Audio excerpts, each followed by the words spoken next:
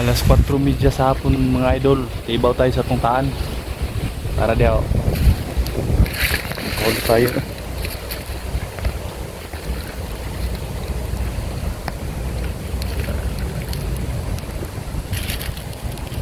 Libkas man na tong taan idol.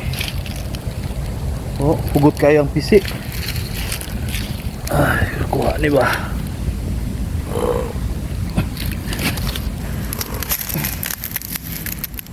Oh, dalag. Oh, paldo. Paldo kayo dul. Pagin siya nakabuhi.